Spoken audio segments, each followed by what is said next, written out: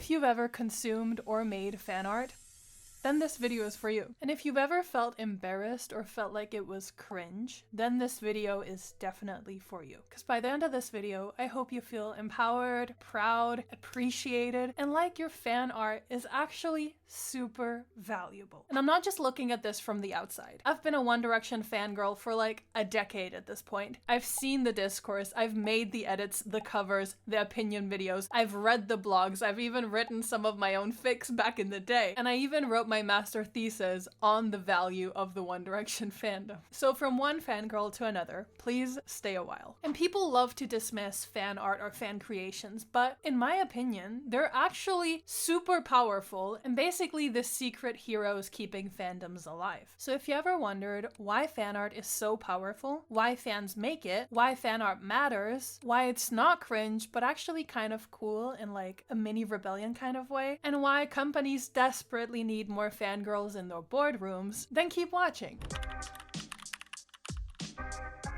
Here's the thing about fan art, and when I say fan art, I refer to basically anything that's made for fans by fans. This includes blogs, video edits, photo edits, drawings, update accounts, commentary videos, covers, all of that. For the purpose of this video, I'm gonna call it fan art. And in my opinion, fan art or fan creations transforms a fandom from consumption to participation, which in my opinion keeps the fandoms alive. Let's take Harry Styles as an example. He'll drop an album, do some promo, go on tour, and while he's doing all of that, he's usually promoted heavily through the traditional media such as the magazines and all of that. But since Love on Tour ended in July 2023, so more than 2 years ago, we have gotten no new music. And fans need reinforcement in some way to stay emotionally attached. And I'm sorry to say that like pap pics of him riding a Lime bike in London or walking around casually in London is only gonna do so much to reinforce the emotional attachments in the fandom. And this is where fan art is so valuable. So why do fans make all of this stuff and why does it matter?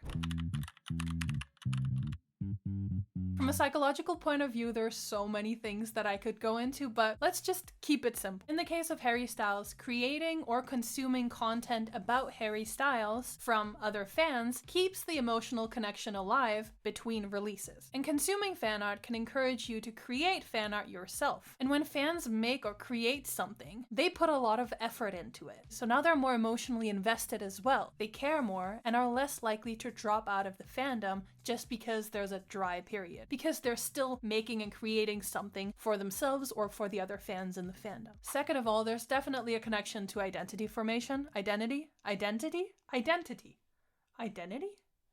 What the fuck? Second of all, there's definitely a connection to the whole notion of identity formation. And not only are fangirls usually getting into fandoms in their teens or early 20s, scientifically the most transformative years of your life, but also fans learn so much from consuming or creating things for a fandom. For a lot of fans, making fan art isn't necessarily just about the artist either. You learn new skills, explore who you are, what you like, and find a sense of belonging on the internet in a subgroup that is the fandom. And third, fan art definitely also strengthens the parasocial relationships. First, yes, to the artist as well, because obviously you're creating something for the artist and it can make you feel closer to the artist when you consume or create something about the artist, because it feels like you get to know them more, but also the parasocial relationships to the other fans in the fandom online. Like the community, the friendships, the connections that fans develop within the fandom. Like so many people find their best friends within fandoms. And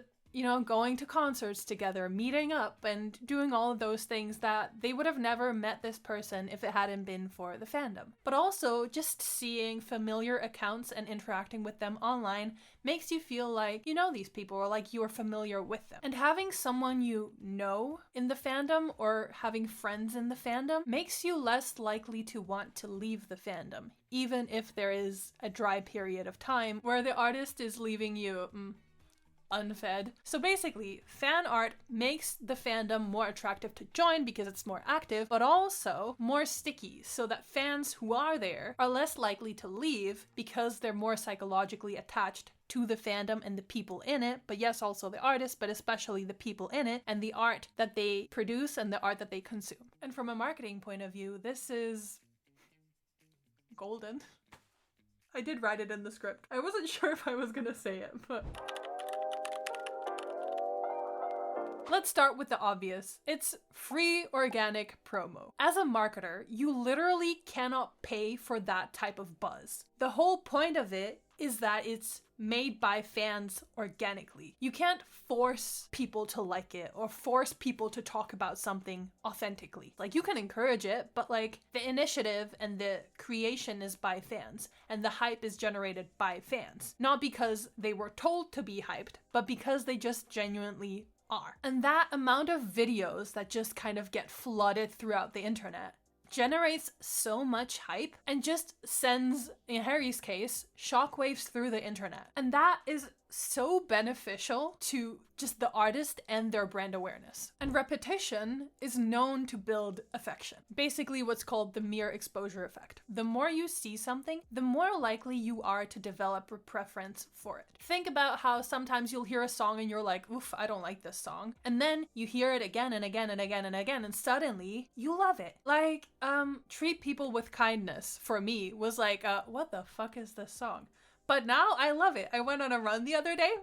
Great song. Point is, if an artist is taking a break, a long break between album cycles, which is fair enough and fully in their right to do so, you still need to get your face out there and to remind people that they should still care about you. And yes, Harry Styles getting papped once a month on a Lime bike could do it in some way, but I think it's way better when, yeah, sure, that is happening, but also every single day when you log on, you get served a Harry Styles edit, there's a Harry Styles blog, there's memes, there's update accounts also reporting on Harry Styles on a Lime bike, and there's people's reactions. That just levels up the amount of times that you see Harry Styles on a Lime bike, or you feel connected to Harry Styles. And the fan art is truly the secret weapon when it comes to maintaining exposure for an artist.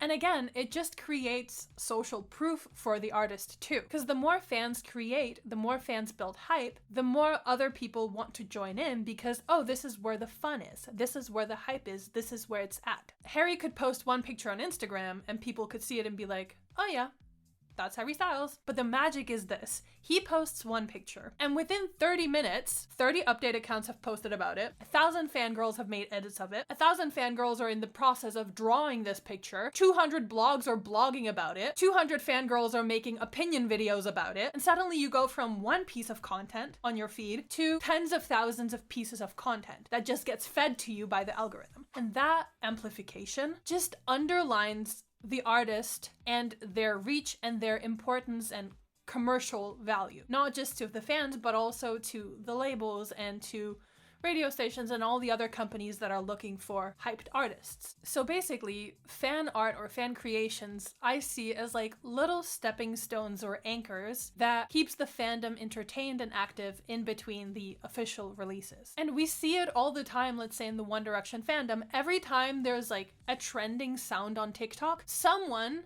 will find a way to make it about the boys. And it's so funny and it's so interesting. Then it just goes viral and spreads throughout the One Direction fandom, and it's just so funny every single time. And the thing about fan art is that 99% of the time, it comes from a genuine place of love and care for the artist. So it's just such a positive thing to have in your fandom. Because not only does it give new fans a lot of things to dive into and a lot of things to explore and enjoy, but it also is just entertaining and fun. And a lot of the time, the creations or the art is just so good because it comes from a genuine place of, I love this, I care about this, I want to share it with people. Like, a lot of the times I'll read a fanfic and I'll be like, this is way better than some of the published books I've read. This author wrote 200,000 words and I get to enjoy it for free.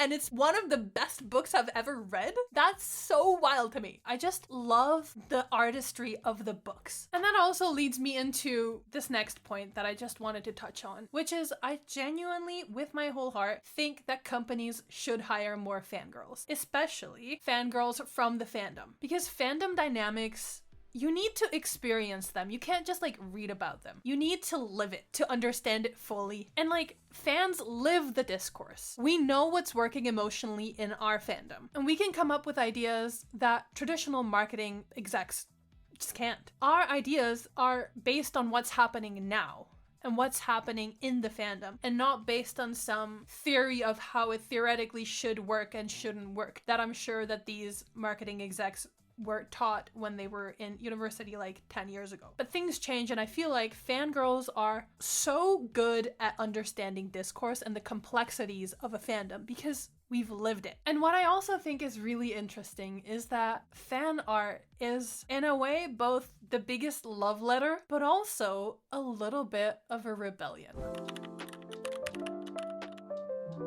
On one hand, it is a love letter to the artist and to the other fans in the fandom. Because at its core, fan art is fans saying, I love this, I want to create something and share it with other fans. But at the same time, while yes, the artist might see the fan art, most fans are aware that they probably won't. But they still create content because they enjoy other fans seeing it and other fans enjoying it. It's from fans to fans, which fosters community. Like fanfic writers looking for betas to help with their fics, or people leaving comments on other people's fan art, doing anonymous asks on Tumblr, or replying to tweets. Like, a lot of the fun in creating, yes, it's personal, but also is the reaction that you get from other fans and the community and the inside jokes that develop when fans talk with other fans. You cannot tell me that Harry Styles' team could have come up with this.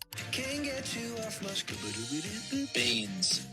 Should we just keep side boo?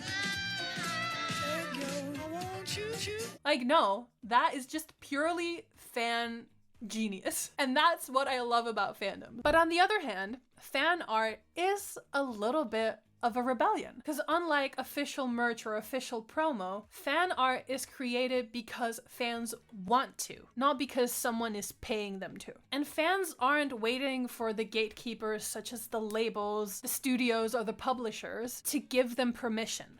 They just create. And yes, fans can make merch and sell it for profit. And fans can make commentary videos on YouTube and, get paid by YouTube, earn money on TikTok, or have a coffee page, wink wink, where people can donate a cup of coffee if they want to. But at the end of the day, we wouldn't be doing this if we didn't want to. Because fan art is joy driven. And fans creating something for free in a system that is constantly trying to control culture and profit off of culture, that's honestly so cool and kind of iconic. And yet, here's what frustrates me. That fan art and fangirls are so often called cringe. We've all heard it. Fangirls are all just teenage girls crying over a boy band, drawing doodles with hearts in their journals, crying over edits, crying over concert tickets. That fan creations are just silly, obsessive, or embarrassing. If you've listened to this video at all, you'll know me when I say this. Fans are literally so powerful. Like, TikTok trends often start from fans. Like, right now as I'm filming, the Hamilton fandom, I love it. I have never watched Hamilton, but I've also never wanted to watch it more than I do now. Like, these girlies are legitimately crawling out of windows, crawling into washing machines, dressing up in their best Hamilton costumes, lip syncing their heart out. It's fantastic. Fans have the ability to make songs trend years later. That's not cringe. Like, that's culture shaping. And also, I don't see soccer fans crashing ticket websites the way that fangirls crash Ticketmaster. And I'm far from the first one to say this, but why is it that sports fans are considered passionate, but fangirls are considered cringe? I'm sure there's a word for it. Like a standard, but like doubled? Or like maybe something about like masculinity, but like not the healthy one? I'm sure there's a word for it.